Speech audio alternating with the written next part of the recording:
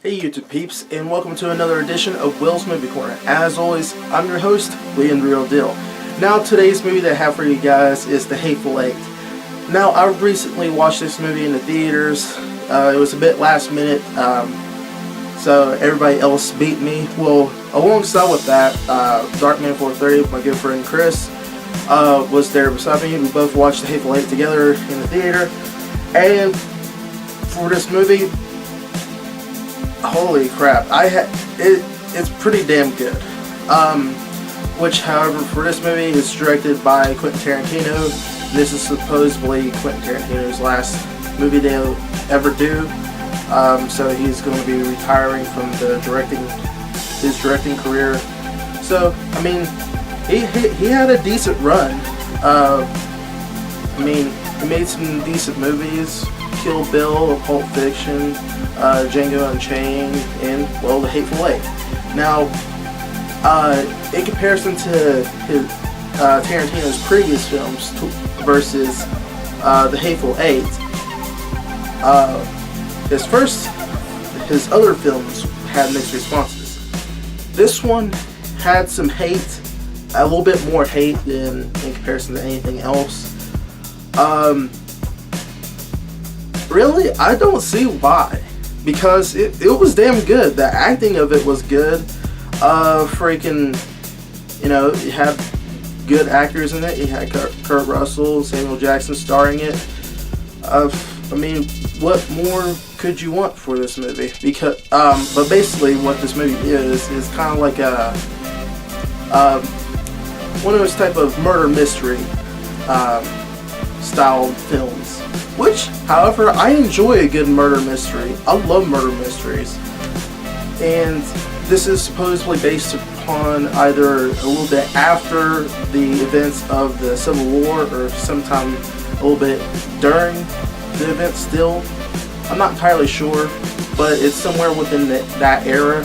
And you can tell because of its, of course, referenced within the movie on multiple occasions. There's even, of course, talk of, Yankees and the other people. I can't remember the other people. My history is fuzzy, but nonetheless. But basically, how it starts out. Kurt Russell's character, nicknamed as the Hangman, is taking a character by the name of Dixie. I don't know the last name, so already rusty, but supposedly taking this female known as Dixie, let's call her that, to hang because she is wanted for a bounty of $10,000. Now, in terms of back then, that's a lot of money towards today, which would be considered, I think, maybe $100,000. That's quite a lot. It's quite a lot of money. So, nonetheless, of course, during their ride towards where they're headed to, which is Red Rock, they stumble upon Samuel L. Jackson's character. What's more, I don't know his character's name, so you have to forgive me, guys. But there was some arguments here and there of Samuel L. Jackson's character wanting to get a ride to Red Rock because he was also going there to collect bounties as well. And he was going there for an $8,000 bounty. So, the Hangman, Kurt Russell, invited Samuel Jackson in, which, however, they knew each other from a past event before, because Kurt Russell's character supposedly saved Samuel L. Jackson's character's life at a time. So, so there's some mutual friendship along the lines there. So, going down the road once more, they stumble upon supposedly the sheriff of Red Rock, which I don't know the actor's name, but for his acting within the movie, who I'm currently talking about right now, was damn good. Like I said, I really don't know. But even with Samuel L. Jackson and him teaming up together, I might put the name like at the bottom of the screen or something like that, just to give you guys kind of like a idea. But yeah, for them two acting together was perfect for this movie. I mean, it couldn't get any better, really.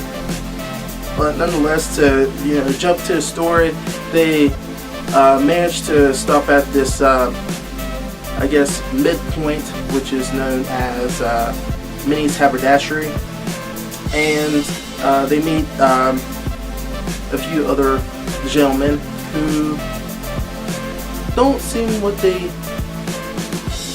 really are, I guess. So, yeah. So, and then here and there, a few things come and turn a bit, and it turns into a murder mystery. So, yeah. Which, nonetheless, like I said, is a damn good movie.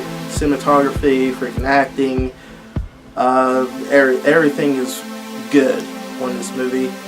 And I would say this is Tarantino's best film. I've watched almost all of them. So for that saying, yeah, that's a lot to add on to the plate there for Tarantino. So like I said, it's pretty good. And like I said previously, there was some hate towards it because people were offended by a few things here and there within the movie, such as the excessive use of the N-word, which I don't say it because blasphemy,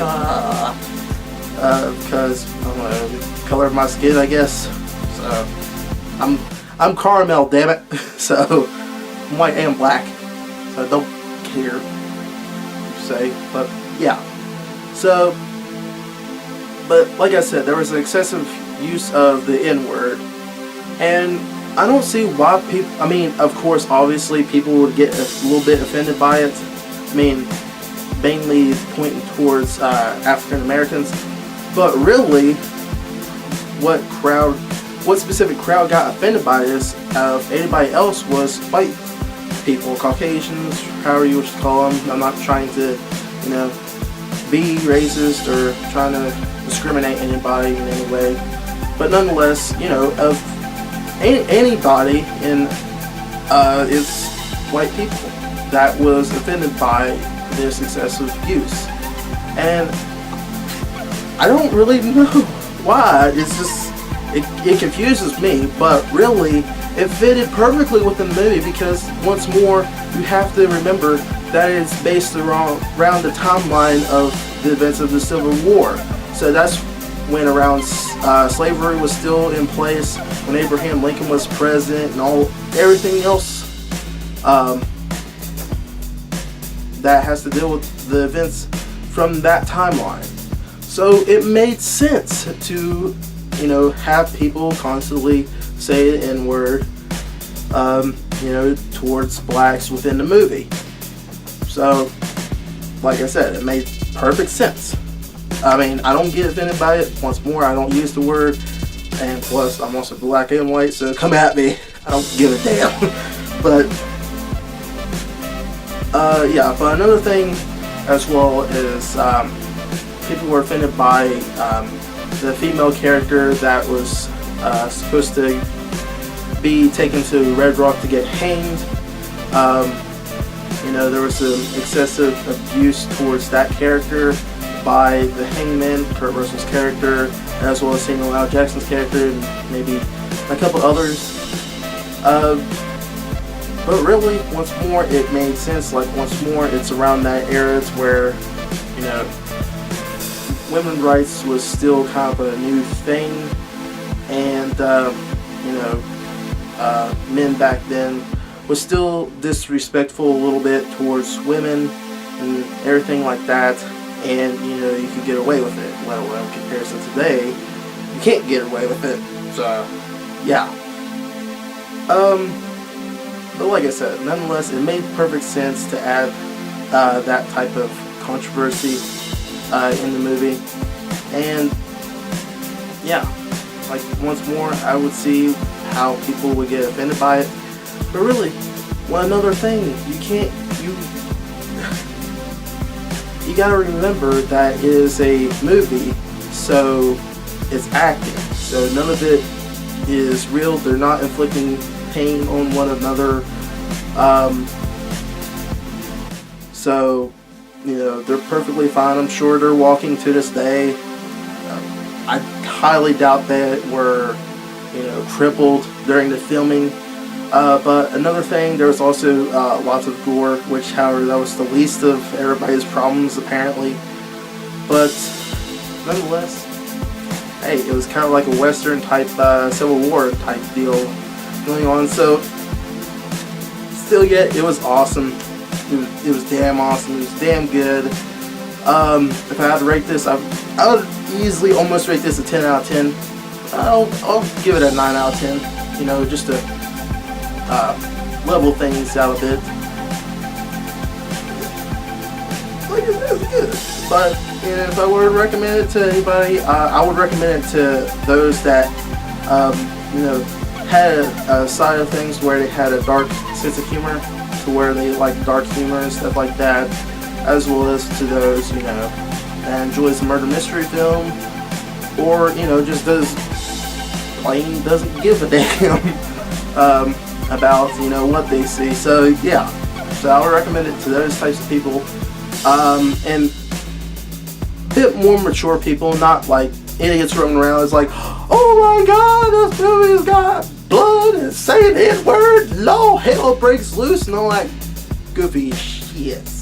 So yeah, so I would recommend it to a more mature audience. This is definitely not for kids. I can guarantee you that. But yeah, like I said, once more, it's a good movie. You guys should watch it. Which unfortunately, soon it'll be removed from the theaters because it's been played in theaters for about a couple of weeks now. So, if you get the chance afterwards, get it on DVD or Blu-ray. Go watch it. Or, if you have to, go download it illegally on the internet. So, which I wouldn't recommend. That's a no-no. So that's basically my review for The Hateful Eight. So thank you guys so much for watching. If you guys have your thoughts of this movie, please leave them in the comments down below. I'd love to hear them. Also, go check out my good friend Chris's, aka Darkman430's review for this movie, as well as go check out his channel. This dude is awesome. He does absolutely tons of reviews and a bunch of other things. So yeah, go check him out. And with that said, this will, like I said, this concludes my review for The Hateful Eight. Hopefully you guys did enjoy. Thank you guys so much for watching. As always, guys, stay tuned for what comes next. Stay tuned for the next edition of Will's Movie Corner. And as always, I'm William The Real Deal. This is Entertainment, and I'll see you peacefully people next time. Peace out.